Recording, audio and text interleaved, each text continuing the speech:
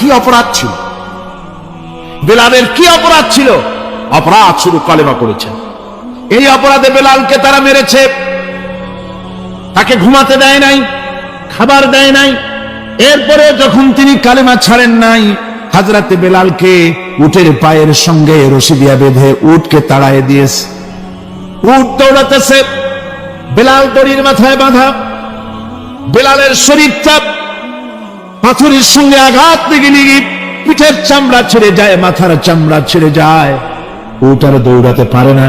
তখন উটের পা থেকে হযরতে বেলালকে খসিয়ে নিয়ে উত্তপ্ত মরুভূমির উপরে বেলালের রক্তাক্ত শরীরটাকে চিৎ করে শুইয়ে দিয়ে কাফির বেঈমানেরা লোহার রড দিয়ে চতুর্দিকে দাঁড়িয়ে তাকে পিটাচ্ছে আর বলছে, বেলাল এখনো মুহাম্মদের সাল্লাল্লাহু আলাইহি ওয়াসাল্লামের আল্লাহরে ভুলে যা, লাশ মানাতের উপরে ঈমানে আন।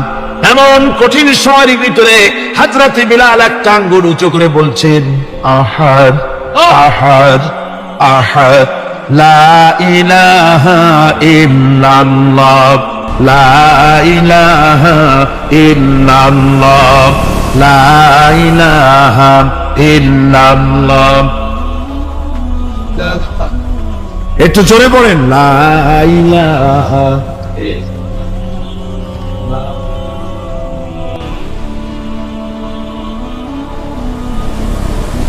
লা ইলাহা ইল্লাল্লাহু মুহাম্মাদুর রাসূলুল্লাহ। আমার ভাইরা, ওরা হযরতে খাব্বাবকে বেঁধেছে, ওটির সাথে বেঁধে চতুর্দিক থেকে তীর নিক্ষেপ করছে, তরবারি মারতেছে, শরীরের গোশত টুকরা টুকরা হয়ে পড়তেছে। এরপরে কাফেরের নেতা বলতেছে, থামো, একটা কথা বলে নেই। জিজ্ঞেস করছে, খাব্বাব তোমাকে ছেড়ে দিতে পারি একটা শর্ত যদি মানো। তোমার পরিবর্তে এখানে এনে আল্লাহর নবীকে, তোমাদের নবীকে এনে বাঁধবো, তার উপর অত্যাচার করব, এটা যদি মানো তোমারে ছেড়ে দিতে পারি। এতক্ষণ ধরে যিনি তীর তরবারির আঘাত নীরবে সহ্য করতেছিলেন, এখন মানুষের এই কথার আঘাত তিনি সহ্য করতে পারলেন না। হযরতে খাব্বাব ডাক দিয়া বলেন, ও কাফির বেঈমানেরা শোনো, তোমাদের হাত দিয়া আল্লাহর নবীকে এখানে এনে, তোমাদের হাত দিয়ে তীর তরবারি তো দূরের কথা, তোমাদের নাপাক হাত দিয়া আল্লাহ নবীর গায়ে যদি একটা ফুলও নিক্ষেপ করো, আমার শরীরের ভিতরে এক ফোঁটা রক্ত থাকতে আমি তা বরদাস্ত করব না।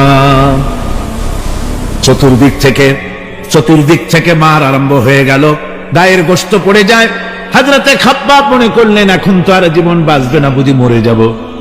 তিনি তখন বললেন, রব্বুল আলামিন, আমার তো সময় হয়ে এসেছে বোধহয়, আমার এখন জীবনের শেষ মুহূর্তে আমার মন চায় যদি দুইটা সেজদা তোমারে দিতে পারতাম, 2 রাকাত নামাজ যদি পড়তে পারতাম, জীবনটা আমার খুশি হয়ে যেত। কিন্তু আমি বান্ধা, কেমন করে আমি সেজদা দেব? সেজদা দেওয়ার কোনো উপায় আমার নাই। তবে কাবা শরীফের দিকে আমার মুখ ঘুরানো আছে, আমি আমার মাথাটা একটুখানি নিচু করে নিলাম। আমার এই মাথা নিচু করাকে আমার জীবনের শেষ সেজদা হিসেবে ধরে নিও। কাফির বেঈমানেরা হযরতে খাব্বাবের মাথা ধরি অন্যদিকে ঘুরিয়ে দিল।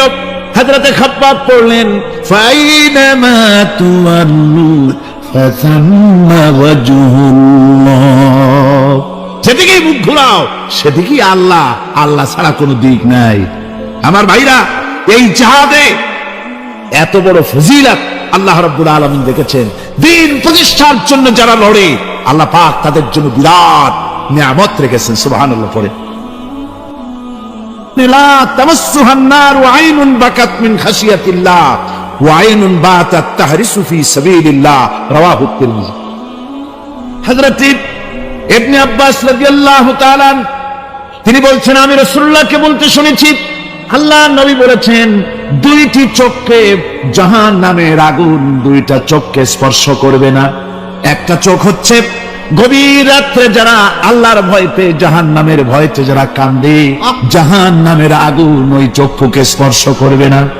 আর যারা দ্বীন প্রতিষ্ঠার জন্য, আল্লাহর দ্বীন কায়েমের জন্য ময়দানে যারা লড়াই করে, রাতের বেলায় পাহারা দেয়, ওই পাহারারত চোখের মধ্যে জাহান্নামের আগুন ওই চোখে স্পর্শ করবে না। আমার ভাইরা, হযরত উসমান রাদিয়াল্লাহু তাআলা আনহু বলছেন, মান রাবাতা লাইলাতুন ফি সাবিলিল্লাহ কানাত কা আলফি লাইলাতিন সিয়ামুহা ওয়া কিয়ামুহা।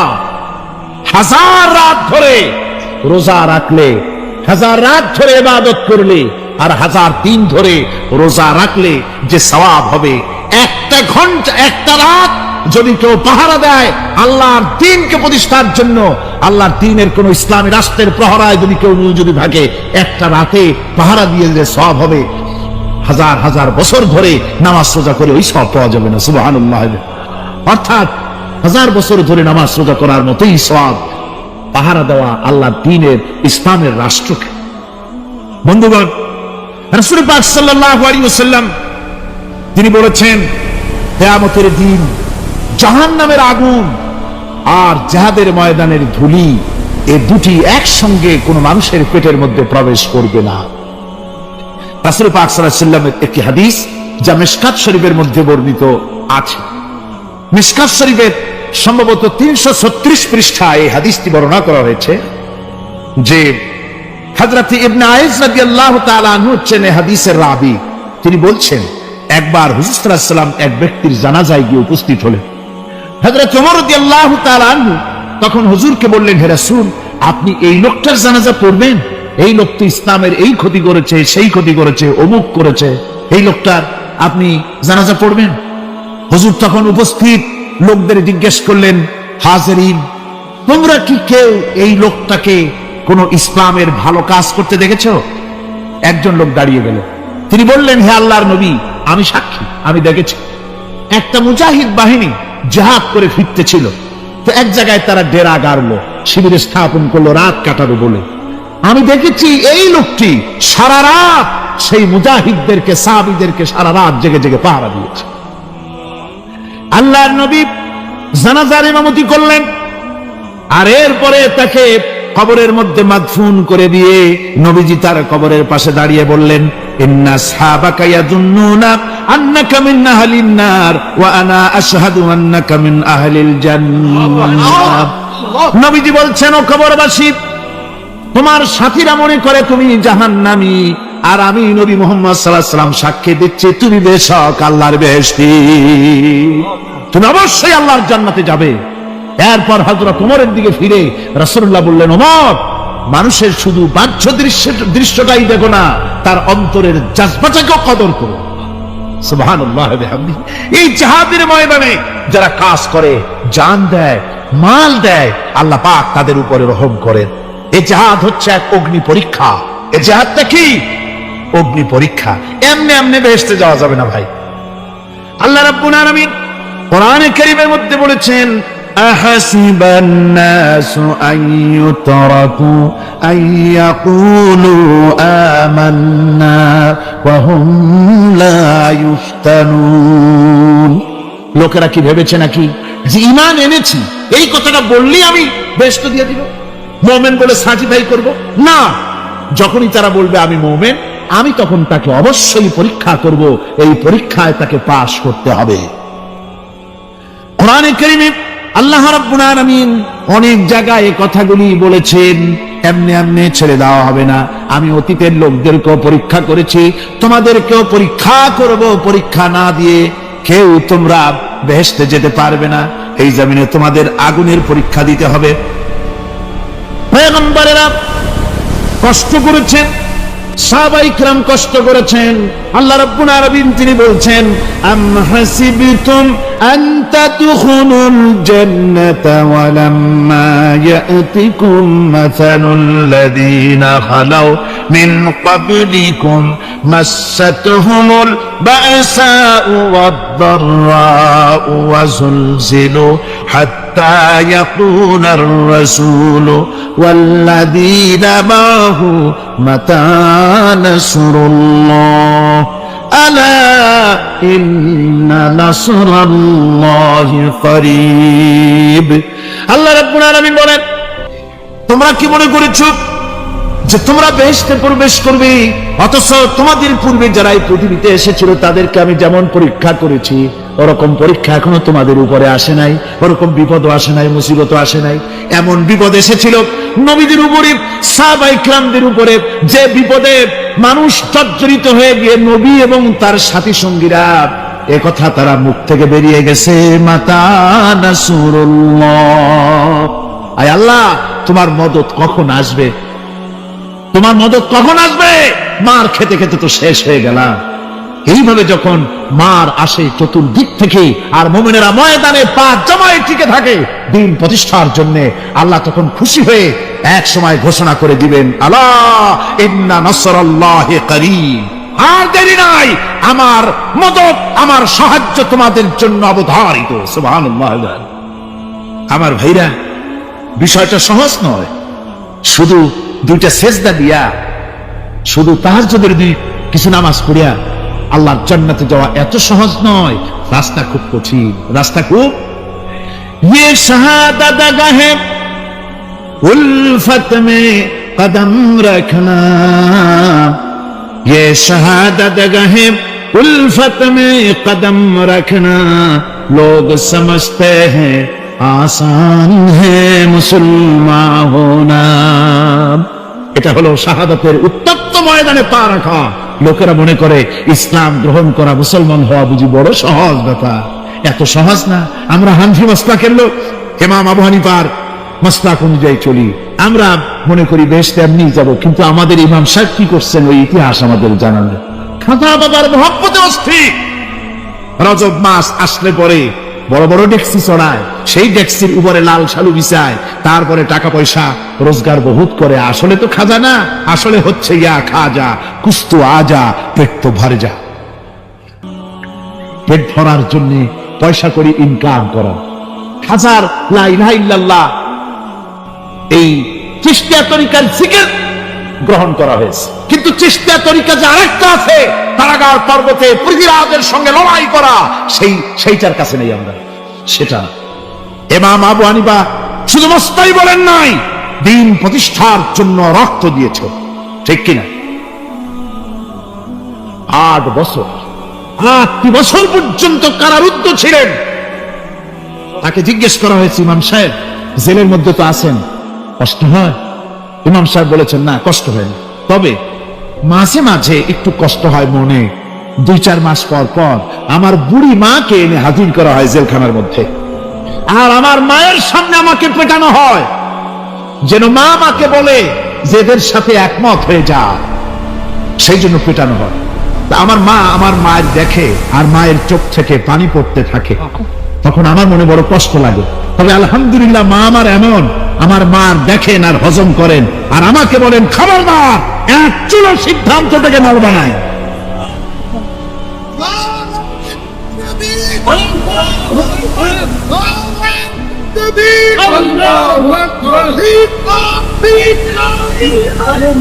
আমার ভাইরা, ইমাম মালিক 28 দিন পর্যন্ত তাকে বাতিলরা বেঁধে রেখেছে, হাত পিঠ মোড়া দিয়ে 28 দিন বাঁধা। এই হাত বাহু থেকে ডিসকানেক্ট হয়ে গিয়েছে, এই বাহুর জোড়া থেকে ডিসকানেক্ট হয়ে গিয়েছিল হাত, 28 দিন পর্যন্ত বাঁধা ছিল। ইমাম আহমদ বিন হাম্বল, ইসলাম বিরোধীরা তাকে পিটাইছে, প্রত্যেকটা চাবুকের সাথে গায়ের গোশত উঠে এসেছে। এই জন্য কবি বলতেছি, पैरूबी बू हनीफा की सनद जिंदान है, हम्बली होता है पीठ पर दुर्रे खाने की बात। হানাফি হতে চাও, জেল জরিমানার জন্য প্রস্তুতি নাও। শুধু সবরি কলা খাইয়া বেহেশতে যাওয়া যাবে না, এত সহজ না। আঙ্গুর বেদানা, সবরি কলা আর দুধের স্বরের উপর ইসলাম আসে নাই। ইসলাম এসেছে তপ্ত ময়দানের উপরে, জান দিয়ে রক্ত দিয়ে ইসলাম প্রতিষ্ঠা হয়ে গোটা দুনিয়ার নির্যাতিত নিপীড়িত জনতার মুখে হাসি ফুটিয়েছে ইসলাম।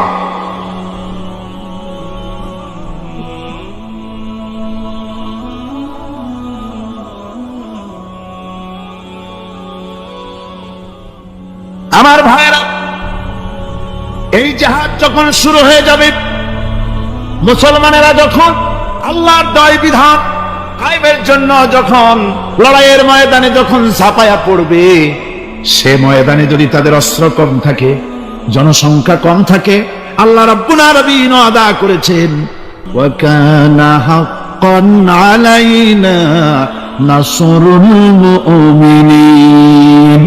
আল্লাহ রাব্বুল আলামিন বলেন, মুমিনরা যখন বিপদে পড়ে যায় তখন মুমিনদের সাহায্য করা আমি আল্লাহর জন্য ওয়াজিব হয়ে যায়। আমি আল্লাহর জন্য ওয়াজিব। আমার মুমিন ময়দানে মার খাবে আমার দিনের জন্য, আর আমি তাকায় তাকে দেখবো না? তা হবে না।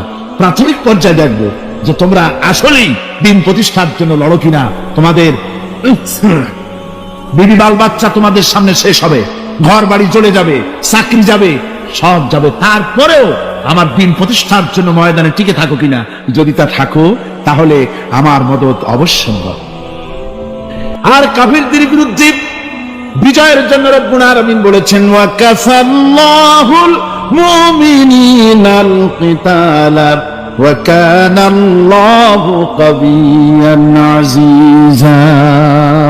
কাফিরদের বিরুদ্ধে লড়াইয়ের ময়দানে মুসলমানদেরকে সাহায্য করার জন্য আল্লাহই যথেষ্ট। কে যথেষ্ট? আল্লাহ যথেষ্ট।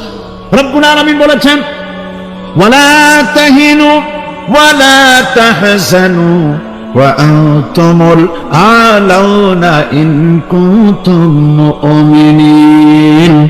কোনো ভয় নাই, কোনো চিন্তা নাই, যদি তোমরা মুমিন হও আমি আল্লাহ রাব্বুল আলামিন তোমাদেরকে বিজয়ী করব। এ ওয়াদা কার? আল্লাহর ওয়াদা কখনো মিথ্যা হয়? আল্লাহ কি মিথ্যা কথা বলেন? নাউযুবিল্লাহ। ওয়া মান আসদাকু মিনাল্লাহি কিলা। আমি আল্লাহর চাইতে সত্যবাদী আর কে হতে পারে? আল্লাহ পাক বলছেন, আমি সাহায্য করব তোমাদেরকে, যদি প্রয়োজন হয় তাহলে আমি ফেরেশতা দিয়ে সাহায্য করব। সুবহানাল্লাহ। আল্লাহ রাব্বুল আলামিন সূরা আল-আনফালের ভিতরে ঘোষণা করেছেন, দুনিয়ার মানুষকে তিনি শোনায় দিচ্ছেন নবীজির সঙ্গে সাহায্যের ব্যাপারে যে কথাবার্তাগুলি হয়েছিল। ইয তাস্তাগীসুনা রাব্বাকুম ফাস্তাজাবা লাকুম আন্নী মুমিদ্দুকুম বিআলফিন মিনাল মালাইকাতি মুরদিফিন। স্মরণ করো সেই সময়ের কথা যখন তোমরা আমার কাছে কাকুতি মিনতি করে সাহায্য কামনা করতেছিলে যে আমাদেরকে 1000 ফেরেশতা দিয়ে সাহায্য করা হোক। আল্লাহ পাক বলেন, আমি ফেরেশতা দিয়ে তোমাদেরকে ময়দানে সাহায্য করেছি, জিহাদের ময়দানে। সুবহানাল্লাহি বিহামদিহি। আল্লাহ রাব্বুল আলামিন বলেন, তোমরা যখন সাহায্য প্রার্থনা করেছিলে আমি সাহায্য তোমাদের দিয়েছি। স্মরণ করো সেই সময়ের কথা যখন তোমাদের নবী তোমাদেরকে বলেছিল, ইয তাকুলু লিল মুমিনিনা আলাই ইয়াকফিয়াকুম আইয়ুমিদ্দাকুম রাব্বুকুম বিসালাসাতিন আলাফিন মিনাল মালাইকাতি মুনজিলিন। আল্লাহ রাব্বুল আলামিন বলেন, আমি এইভাবে করে যখন তোমাদের নবী তোমাদেরকে বলেছিল যে তোমাদের জন্য এটা কি যথেষ্ট নয় যে আল্লাহ পাক তোমাদের জন্য 3000 দিয়ে ফেরেশতা নাজিল করবেন, হ্যাঁ আমি তখন 3000 ফেরেশতা নয় বরং 5000 ফেরেশতা দিয়ে তোমাদেরকে সাহায্য করার ওয়াদা করেছি। 3000 নয়, 5000 চিহ্নযুক্ত ফেরেশতা নাজিল করে দিয়ে তোমাদের সাহায্য করব বলে আমি ওয়াদা করেছি। আজও সেই মদদ আল্লাহর পক্ষ থেকে আমাদের জন্য ওই মদদ আজও আসতে পারে। কবি বলছেন, সে যায় বদরে পয়দা কুন ফিরিস্তে তেরি নুসরত কো উতর सकते गर्दू से कतर अंदर कतर अभी। বদরের মুসলমানদের মতো যদি ঈমান তোমাদের আসে তাহলে আজও আকাশ থেকে কাতারে কাতারে ফেরেশতা আমি আল্লাহ অবতীর্ণ করে দিতে পারি। সুবহানাল্লাহ ওয়া বিহামদিহি। আমার ভাইরা, হযরতে সাদ বিন আবি ওয়াক্কাস রাদিয়াল্লাহু তাআলা আনহু তিনি কাদিসিয়ার যুদ্ধের পর যখন পারস্য দখলের জন্য চললেন, পারস নগর অবরোধ করলেন, সামনে পড়ল নদী। এই নদী পাড়ি দিবেন, সাথে তার হাজার হাজার সৈন্য, এই সৈন্য নিয়ে নদী পাড়ি দিবেন। জিজ্ঞেস করলেন সাহাবীদের, তোমরা কি চাও? ইসলামের আন্দোলন, ইসলামের জিহাদ, আল্লাহর দ্বীন এখানেই শেষ হয়ে যাক, এটা চাও? না ইসলামের এই কলেমার আওয়াজ নদীর ওপারেও নিয়ে যেতে হবে, অথচ আমাদের কাছে কোনো পারাপারের কোনো নৌকা নাই, কি করতে চাও? সাহাবীরা বললেন, আমরা আপনার অর্ডার ফলো করব, আমরা এই নদীর ওপারে গিয়েও কালেমার পতাকাকে উড্ডীন করতে চাই, কালেমার সুশীতল ছায়াতলে গোটা দুনিয়াকে আনতে চাই।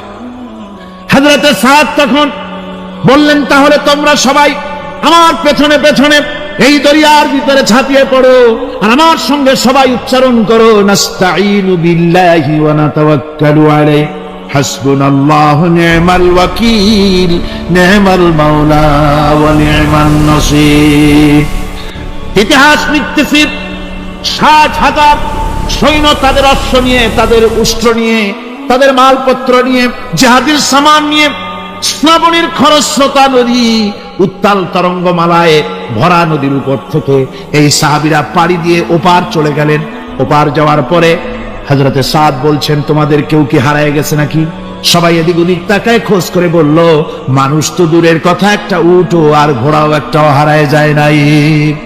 একজন বলল, আমার একটা পেয়ালা, যে পেয়ালা আমি পানি পান করতাম, সেই পেয়ালাটা তুফানের ছিটকে কোথায় চলে গেছে, ওইটা হারায় গেছে। হযরতে সাদ বলেন, মুজাহিদের কোন জিনিস দরিয়া নিতে পারে না, অবশ্যই তা ফেরত আসবে। এই কথা তিনি বলতেছিলেন, হঠাৎ করে দরিয়ার কিনারে একটা আওয়াজ হলো, দেখা গেল তুফানের ভিতরে সেই হারানো বাটিটা তাদের মধ্যে বেরিয়ে এসেছে। আল্লাহু আকবার! মুজাহিদদেরকে সাহায্য করেন স্বয়ং আল্লাহ রাব্বুল আলামিন।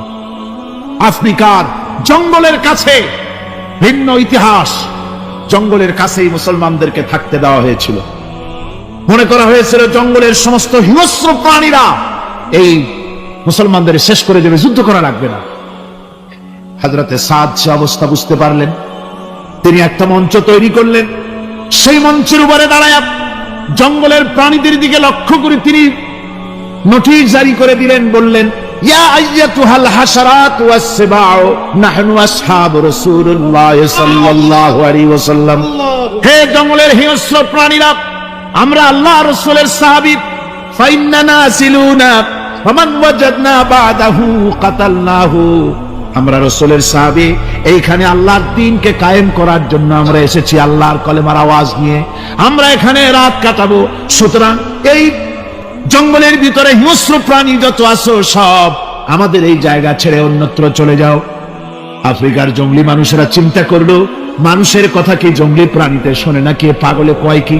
তারা তাকায় তাকায় দেখলো, হযরতে সাদের এই ঘোষণার পরে বাঘের কাতারে বাঘ, সিংহের কাতারে সিংহ, সাপের কাতারে সাপ, যার যার ডিম আর বাচ্চাগুলি মুখে কামড়াইয়া সাহাবীদের এলাকা ছেড়ে দিয়ে তারা অন্যত্র চলে গেল। আমার মুসলমান ভাইরা, এই ছিল মুসলমানদের ইতিহাস। দ্বীন প্রতিষ্ঠা করার কাজে মুসলমান এগোলে আল্লাহই মদত করেন। কে মদত করেন? বিশ্বকবি, কবি সম্রাট আল্লামা ইকবাল রহমতুল্লাহ আলাইহি বলেছেন, দস্ত দস্ত है दरिया भी न छोड़े हमने, दस्त दस्त है दरिया भी न छोड़े हमने, बहर जुल्मत पे दौड़ा दिए घोड़े हमने। আমরা সেই মুসলমান, প্রান্তর তো প্রান্তর, আমরা দরিয়ার খরস্রোতা উত্তাল তরঙ্গের উপর থেকে ঘোড়া দাবড়িয়ে আফ্রিকার ভূখণ্ডে কালেমার পতাকা আমরা উড্ডীন করেছি। আমরা সেই মুসলমান।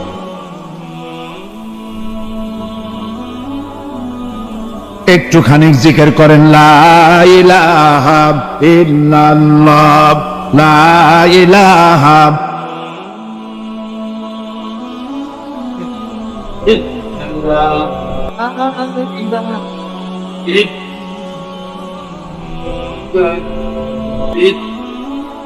লা ইলাহা ইল্লাল্লাহ মুহাম্মাদুর রাসূলুল্লাহ।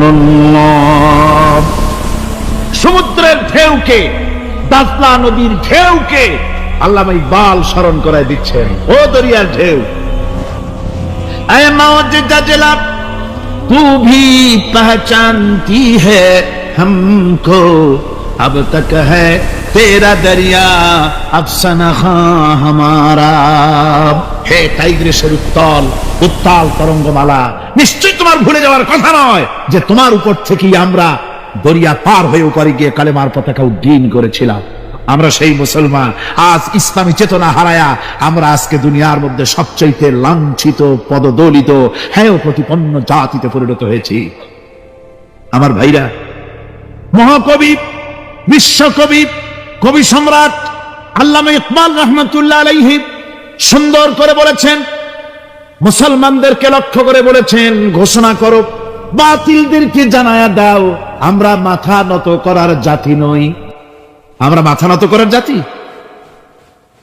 ভারত আজ আমাদের দিকে চোখ রাঙায়, ভারত চোখ রাঙায় তাকায় আমাদের দিকে, দুনিয়ার অনেকেই আমাদের দিকে চোখ রাঙায়। বিশ্বকবি আল্লামা ইকবাল বলেছেন, বাতিল সে দবনে ওয়ালে আয়াসমান হি হাম, बातिल से दबने वाले आसमान ही हम, सोबर कर चुका है तू इम्तिहान हमारा। বাতিলের সামনে মাথা নত করার জাতি আমরা নই। ওই আকাশ সাক্ষী, এ জমিন সাক্ষী, আমরা মাথা দিয়েছি কিন্তু মাথা নত করি নাই, শির দিয়েছি আমামা দেই নেই, সে জাতি আমরা। সুবহানাল্লাহ ওয়া বিহামদিহি। সেই জাতি আজ দুনিয়ার বুকে লাঞ্ছিত, পদদলিত হচ্ছে। কারণ কি? কারণ হচ্ছে একমাত্র এই যে আমরা আমাদের জীবনের উদ্দেশ্য ভুলে গিয়েছি। আমার ভাইয়েরা, আল্লাহর এই রাস্তায়, আল্লাহর এই দিন প্রতিষ্ঠার জন্য লড়াই হবে, জেহাদ হবে। জেহাদের কথাই বলতেছি। এই জেহাদ হলো পৃথিবীর নির্যাতিত, নিপীড়িত মানুষের মুক্তির জন্য জেহাদ। জেহাদ কি জন্যে? আমরা রাষ্ট্রপ্রধান হব, আমরা দেশ দখল করব, নেতৃত্ব দিব, এজন্য নয়। আমরা জেহাদ করব মানুষকে, মানুষের তৈরি করা মতবাদ, নির্যাতন থেকে, জুলুম থেকে, অত্যাচার থেকে মানুষকে বাঁচাবার জন্য, মানবতা নিগৃহীত, নির্যাতিত মানবতার মুখে মুক্তির হাসি ফুটাবার জন্য আমরা করব লড়াই। সেই লড়াইয়ে এগিয়ে আসতে হবে তরুণদেরকে। কাদেরকে? জোরে বলতে হবে, কাদেরকে? তরুণদের আসতে হবে, যুবকদের আসতে হবে।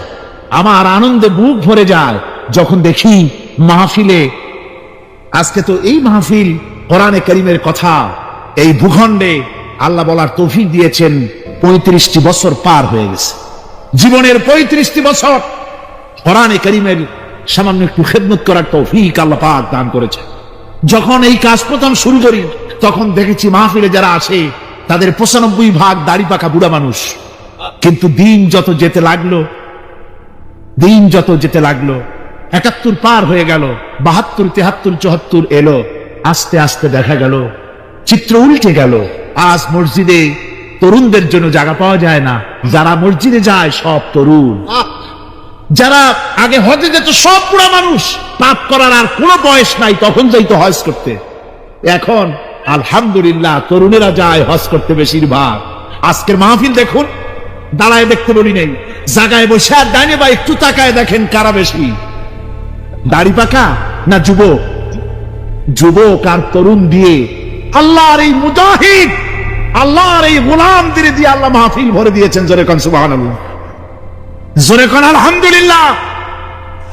এই তরুণ যুবকরাই হচ্ছে ইসলামের সম্পদ। ইসলামের সম্পদ কে? তরুণ আর যুবকেরা। তোমাদের অবদান ইসলামে সব চাইতে বেশি। মনে রাখবেন যুবকেরা, শোনো, ইসলাম প্রতিষ্ঠিত হয়েছে তোমাদের রক্তের উপরে। কাদের রক্তের উপরে? যুবকদের রক্তের উপরে।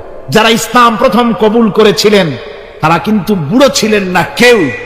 প্রথম যে ব্যক্তি ইসলাম কবুল করলেন হযরতে সাইয়্যিদুনা আবু বকর সিদ্দিক রাদিয়াল্লাহু তাআলা আনহু, বয়স ছিল 37 বছর। 37 বছর বয়সে দাঁতটা পড়িয়া খুনখুনা বুড়া হয়ে গেছিল নাকি? হযরত ওমর ইসলাম যখন কবুল করেন তখন তিনি ছিলেন 26 বছরের টকবগে যুবক। যৌবনের রক্ত পা এবং মাথা পর্যন্ত শিরায় উপশিরায় ধাবমান এই যুবক হযরত ওমর 26 বছর বয়সের সময় ইসলাম কবুল করেন। হযরত আব্দুর রহমান বিন আউফ যখন ইসলাম কবুল করেন বয়স ছিল মাত্র 17 বছর। হযরত আলী যখন ইসলাম কবুল করেন তখন বয়স ছিল মাত্র 8.5 বছর। তোমাদের মতো তরুণেরা, যুবকেরাই সর্বপ্রথম কালেমার পতাকা ধারণ করে রাসূলকে সাহায্য করেছিল। সুবহানাল্লাহ।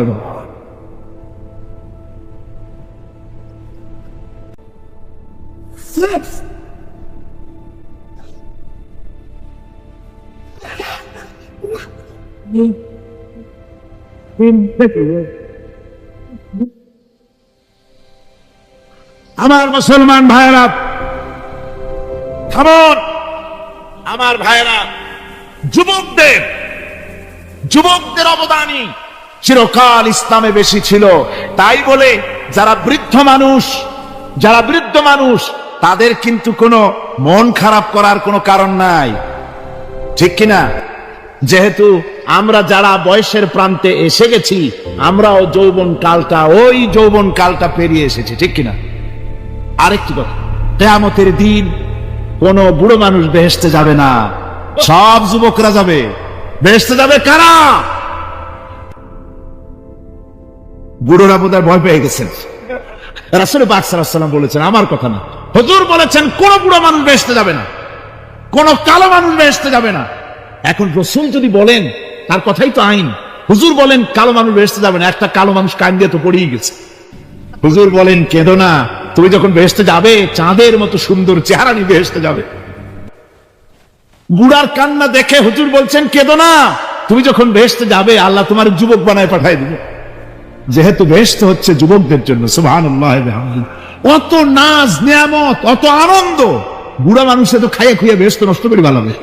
এই জন্য যৌবন দরকার, স্বাস্থ্য দরকার বেহেশত উপভোগ করার জন্য। সেই জন্য বেহেশতে যাবে কারা? তরুণেরা যাবে। কারা যাবে? তরুণী দিয়ে আল্লাহ পাক বেহেশত ভরে ফেলবেন, সুবহানাল্লাহ। আমার তরুণেরা, যুবকেরা শোনো, রাসূলুল্লাহ তোমাদের কত সম্মান দিয়েছেন। কে সম্মান দিয়েছেন? রাসূলুল্লাহ। রাসূলুল্লাহ এক জায়গায় বক্তৃতা করছে,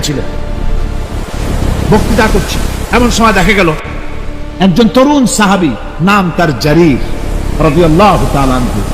তাদের মতো চেহারা তার ছিল, খুব সুন্দর চেহারা ছিল তার। হযরত জারীর বসতে না পেরে জায়গা পায় না, দাঁড়ায় আছে। রাসূল নিজের গায়ের চাদরটা খুলে জারীরের দিকে নিক্ষেপ করলেন, বললেন, জারীর দাঁড়িয়ে আছো, আমার চাদর উপরে বসো। সুবহানাল্লাহ। হযরত জারীর রাসূলুল্লাহর চাদর নিয়ে চুমা খাইতে লাগলেন আর বললেন, আকরামাকাল্লাহ কামা আকরামতানি ইয়া রাসূলুল্লাহ। হে রাসূল, আল্লাহ আপনার সম্মান আরো অনেক বাড়িয়ে দিক, যেমন আপনি আমাকে মর্যাদা দিলেন। হে রাসূল, আপনার চাদরে পৃথিবীর কোন মানুষ বসতে পারে? আমার তরুণ ভাইয়েরা, আমার যুবক ভাইয়েরা, তোমাদেরকে রাসূল মহব্বত করতেন, ভালোবাসতেন সবচেয়ে বেশি। তোমরা আজ বাতিলের শিকার। কার শিকার? বাতিলের শিকার। তোমাদেরকে কি দেওয়া হয়? যে সব রাজনৈতিক দলের যুবক যারা তোমরা এখানে আছো, জিজ্ঞেস করি তোমাদের নেতারা তোমাদেরকে কি দেয়? দেয় অস্ত্র, দেয় টাকা, দেয় নারী ভোগ করার জন্য পয়সা, তোমাদের চরিত্র ধ্বংস করার জন্য সব রকমের হাতিয়ার তুলে দেয়। তোমাদের হাতে শোভা পায় কলম, হাতে শোভা পায় খাতা, হাতে শোভা পায় বই। বই খাতা কলমের পরিবর্তে তোমাদের নেতারা তোমাদের হাতে তুলে দেয় স্টেন গান, তুলে দেয় হেরোইন, তুলে দেয় টাকা। এরা তোমাদের নেতা নয়, এরা তোমাদের জীবনের দুশ্মন। জয়বাংলা কি?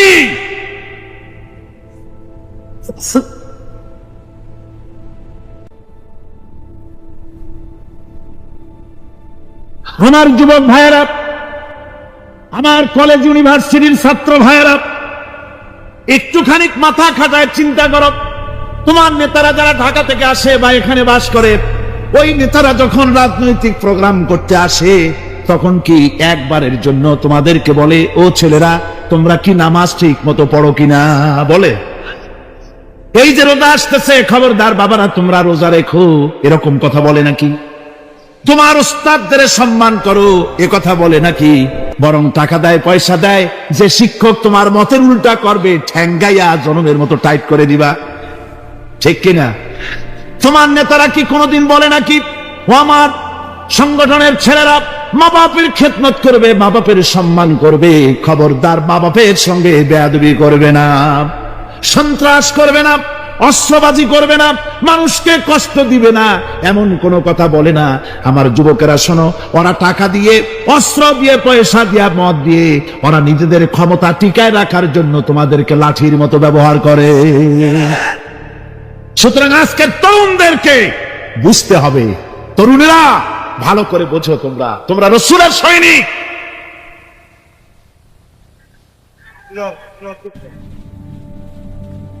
তোমাদের পক্ষে সম্ভব। বসুন। আমি বুঝতে পেরেছি কথা যেহেতু তরুণদের, আর তরুণদের জনসমুদ্র, কাজী জনসমুদ্রের মধ্যে উত্তাল ঢেউ তো সৃষ্টি হবেই, স্বাভাবিক। কিন্তু সেই স্বাভাবিকতার সুযোগ নিয়ে দাঁড়ায় বিশৃঙ্খলার সৃষ্টি করবেন না। আমার ভাইরা, আমরা ইসলাম আমাদের আদব শিক্ষা দেয়। কি শিক্ষা দেয়? আদব। শুধুমাত্র কোন লোক পেশাব পায়খানার কথা বললে তাকে রাস্তা ছেড়ে দেবেন, যেতে বলবেন, তা না হলে তো আপনাদেরই অসুবিধা হবে। কথা বুঝতে পেরেছেন? বাকি কেউ উঠবেন না, দাঁড়াবেন না। এত বড় বেহেশতি মাহফিল জীবনে আরেকবার পাবো কোন নিশ্চয়তা আছে? আপনি আমাকে বলেন, আল্লাহর আকাশের নিচে জমিনের উপরে এক থেকে শ্রেষ্ঠ কোন মাহফিল আছে নাকি? কারণ এ মাহফিল কোরআনের মাহফিল। কিসের মাহফিল? এর থেকে শ্রেষ্ঠ মাহফিল আল্লাহর আকাশের নিচে জমিনের উপরে হতে পারে না। সুতরাং বেয়াদবি কেউ করবেন না। তরুণেরা, যুবকেরা, তোমাদের এগিয়ে আসতে হবে। নির্যাতিত মানবতার পাশে তোমাদেরকে দাঁড়াতে হবে। আজ শ্রমিকরা তাদের ন্যায্য পাওনা পাচ্ছে না, কৃষক তাদের উৎপাদনের মূল্য পাচ্ছে না, নারী তার সতীত্বের গ্যারান্টি পাচ্ছে না। মানুষেরা আজ নির্যাতিত, নিপীড়িত। সারা পৃথিবীতে Bosnia, Algeria, Somalia, Palestine, Kashmir, Burma, Philippines, Bharat, পৃথিবীর সর্বত্র নির্যাতিত মুসলমানদেরকে বাঁচাবার জন্য আমার খালিদ বিন ওলীদের উত্তরসূরিরা, সালাউদ্দিন আইয়ুবী, জামালউদ্দিন আফগানি, হযরত আলী উত্তরসূরি, আজকের মাহফিলের যুবক আর তরুণরা, তোমরা কি রক্ত দিতে পারবে?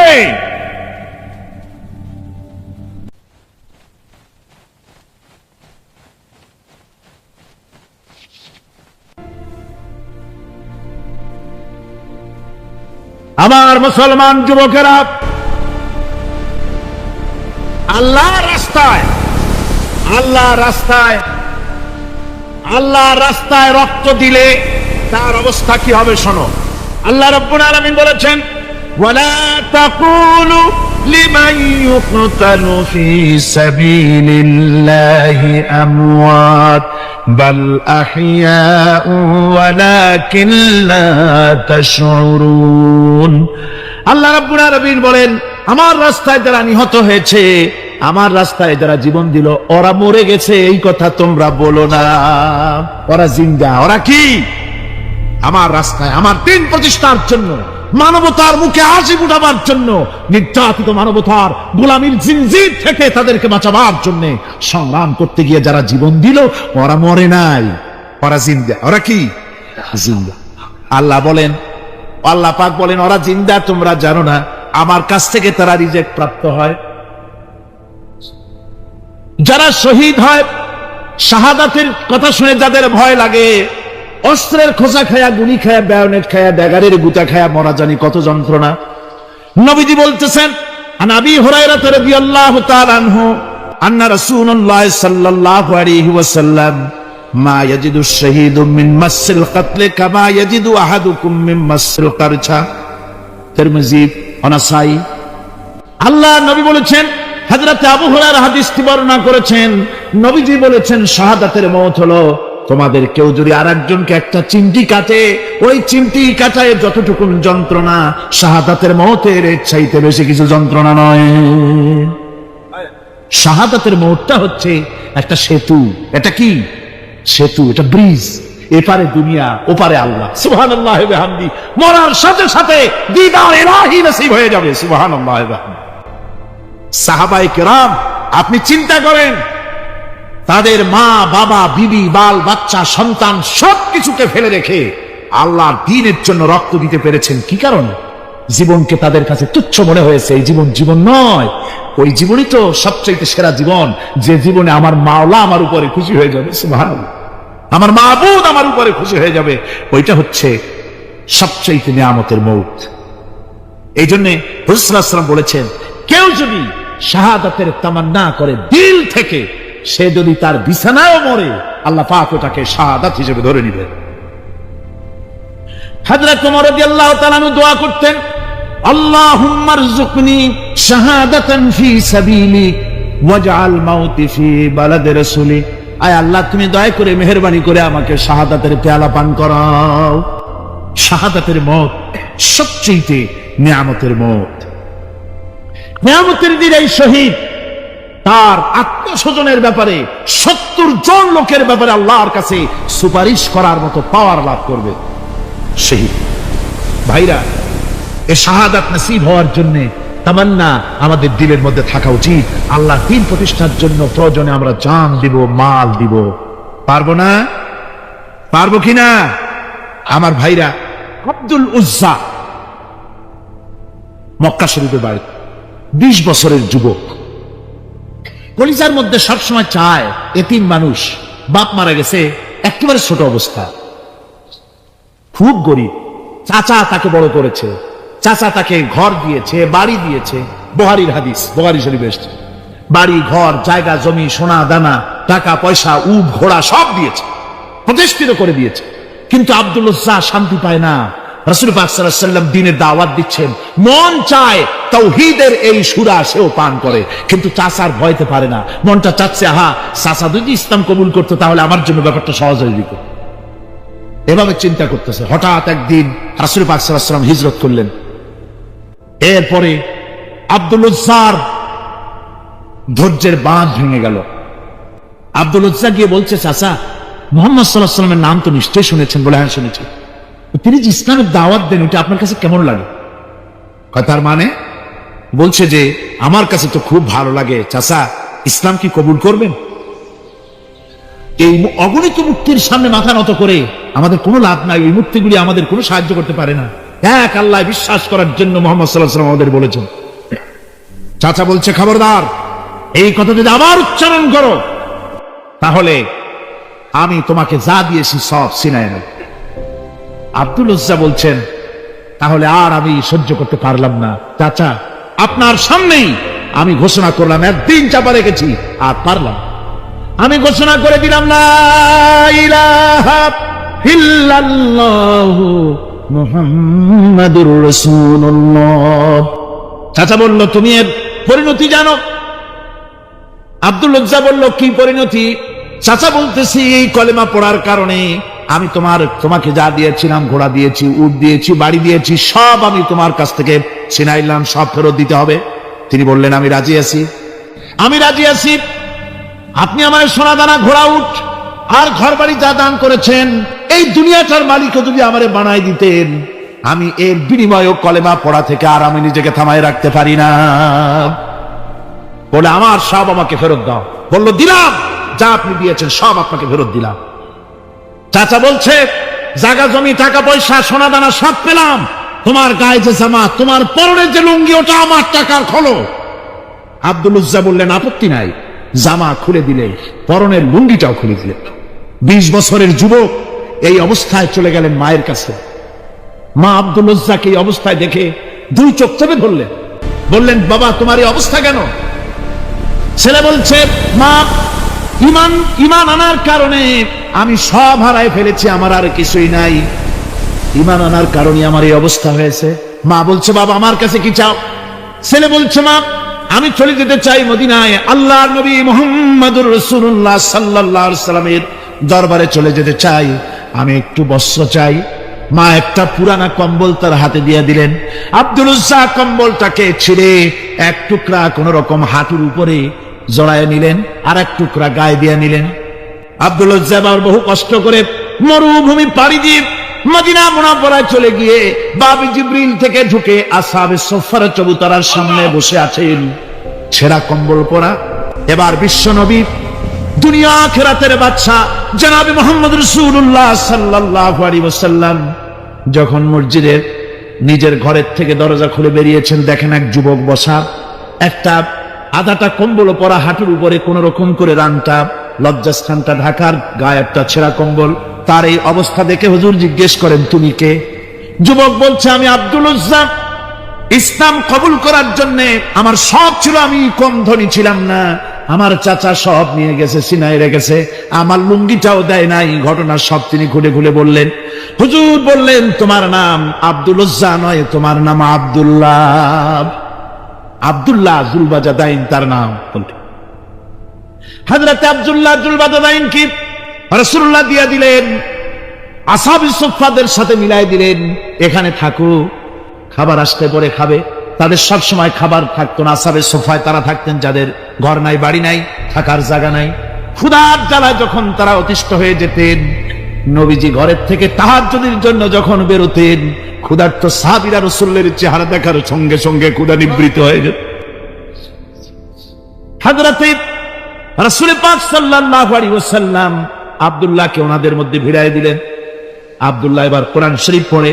কোরআন শরীফ পড়তে গিয়া চিল্লায় চিল্লায় তিনি পড়েন, আস্তে আস্তে পড়েন না।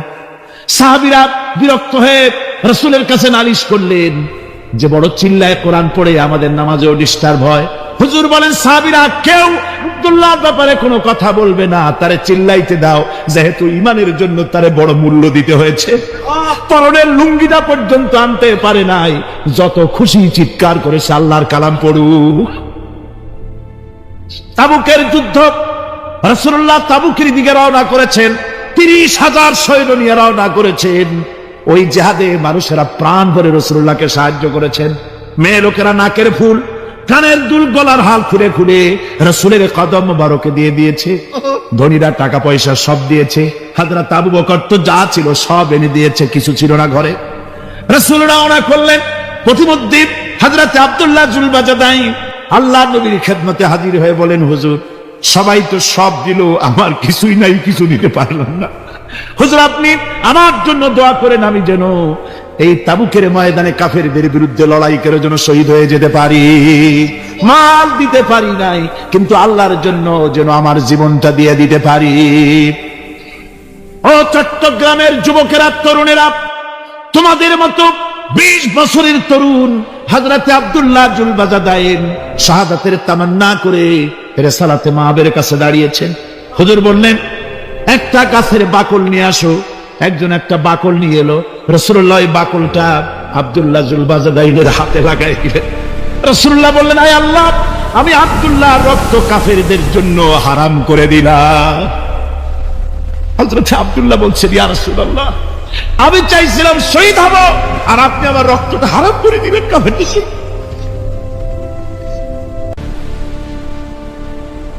আল্লাহর নবী বলেন, আব্দুল্লাহ রে, কোনো চিন্তা করো না, তোমার মৃত্যু যদি জ্বরেও হয়, আল্লাহ রাব্বুল আলামিন তোমার শাহাদাতের দরজা দিয়ে দিবেন।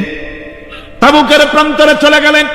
কয়েকদিন ওই তাবুকের ময়দানে থাকায় রাসূলের কাছে খবর এলো, আব্দুল্লাহ মারাত্মক জ্বরে আক্রান্ত হয়ে ইন্তেকাল করেছেন। রাসূলুল্লাহ বললেন, আমি জানাজা পড়াবো। হযরতে আব্দুল্লাহর জানাজা হলো গভীর রাত। কবরের ভিতরে একজন দাঁড়ায়া লাশ ধরার জন্য একজন কবরের ভিতরে দাঁড়িয়েছে। 2 জন লোকে লাশ নিয়ে আসতেছে। হযরতে বেলাল আলো উঁচু করে দাঁড়ায় ধরে আছে। অন্ধকার রাত, কবরের ভিতরে একজন দাঁড়ানো, লাশ নিয়ে এসেছে 2 জনে। কবরের ভিতরে যিনি দাঁড়ানো, তিনি বলছেন, এই লাশকে তোমাদের ভাইকে আদবের সাথে কবরে রাখো। কবরের মধ্যে যিনি দাঁড়ানো তিনি আর কেউ নয়, বিশ্বনবী মুহাম্মদুর রাসূলুল্লাহ সাল্লাল্লাহু আলাইহি ওয়াসাল্লাম।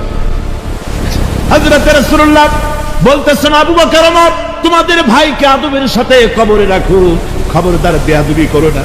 কবরের মধ্যে আল্লাহ নবী আব্দুল্লাহ জুলবাজাদাইনকে নিজ হাতে শোয়ায় দিয়া কবরের উপরে পাথর বিছিয়ে দিয়ে নবীজি বললেন, রব্বুল আলামিন, আজকের এই সন্ধ্যা পর্যন্ত আমি আব্দুল্লাহর প্রতি রাজি ছিলাম, তুমিও আব্দুল্লাহর প্রতি সন্তুষ্ট হয়ে যাও। হযরত ইবনে মাসউদ রাদিয়াল্লাহু তাআলা আনহু বলেন, আমি চিৎকার মেরে কেঁদে কেঁদে বললাম, আল্লাহ, আজকে যদি এই কবরে আব্দুল্লাহ না হয়ে আমি হতাম, আমার কিসমতটা ভালো হয়ে যেত। যুবকেরা, ও তরুণ মুসলমানেরা, তোমরাই রক্ত দিয়ে ইসলাম কায়েম করেছো। কে কায়েম করেছে ইসলাম? মুসলিম তরুণেরা, মুসলিম যুবকেরা, তোমাদের অবদান সব চাইতে বেশি। আজ মুসলমান যুবকদের চরিত্র নাই, মদ, জুয়া, জেনা, ব্যভিচার করে করে সর্বনাশ করে দেওয়া হলো। সরকারি ভাবে, বেসরকারি ভাবে, বিভিন্ন ভাবে যুবকদেরকে মিসগাইড করার জন্য মদ দেওয়া হয়, টাকা দেওয়া হয়, অস্ত্র দেওয়া হয়, সব দিয়ে যুবকদের চরিত্র নষ্ট করা হচ্ছে। অথচ যুবক হচ্ছে একটা জাতির মেরুদণ্ড। জাতির কি মেরুদণ্ড? এই মেরুদণ্ডকে ঘুণে ধরেছে, এই মেরুদণ্ড নষ্ট করার ব্যবস্থা করা হয়েছে। আমার মুসলমান ভাইয়েরা, হাদিস থেকে শোনো, বদরের প্রান্তরে যুদ্ধ হবে। রাসূলুল্লাহ সাহাবায়ে কিরামদেরকে রেডি করেছেন, কিন্তু এই যুদ্ধটা বড় মারাত্মক, এই জিহাদ বড় মারাত্মক। জেহাদ হবে, চাচার বিরুদ্ধে ভাতিজা জেহাদ করবে, বাপের বিরুদ্ধে সন্তান অস্ত্র ধারণ করবে, ভাইয়ের বিরুদ্ধে ভাই অস্ত্র ধারণ করবে। কোন জায়গা? বদর। কোন জায়গায়? বদর। মক্কা থেকে যারা আসতেছে সব চাচা ভাই মামু খালু এরা আসতেছে, আপন আপন লোকেরা আপন লোকের বিরুদ্ধে অস্ত্র ধারণ করবে। এটা কি সহজ? কারণ এটা কি সহজ? রাসূলুল্লাহ যুদ্ধের কথা মানুষকে বুঝাচ্ছেন, একটু ইতস্তত করছেন। হযরত রাসূল পাক সাল্লাল্লাহু আলাইহি ওয়াসাল্লাম যুদ্ধের কথা সাহাবায়ে কিরামদের সামনে পেশ করতেছেন আর একটু ইতস্তত করতেছেন, এই কঠিন যুদ্ধে সাহাবীরা কিভাবে মেনে নেবে। রাসূলের মনের অবস্থা বুঝতে পেরে হযরত মিকদাদ রাদিয়াল্লাহু তাআলা আনহু বর্ষিয়ান সাহাবী তিনি দাঁড়ায় গেলেন। তিনি দাঁড়ায় বলছেন, ইমদি বিনা ইয়া রাসূলুল্লাহ হাইসু মা তাশা। হে রাসূল, আপনি আমাদেরকে নিয়ে চলুন, আল্লাহ যেদিকে আপনাকে যেতে বলে, হাইসুমা তাশা আয় হাইসুমা আমারাকাল্লাহ, যেদিকে আল্লাহ আপনাকে যেতে বলেন আমাদেরকে নিয়ে আপনি সেদিকে চলেন।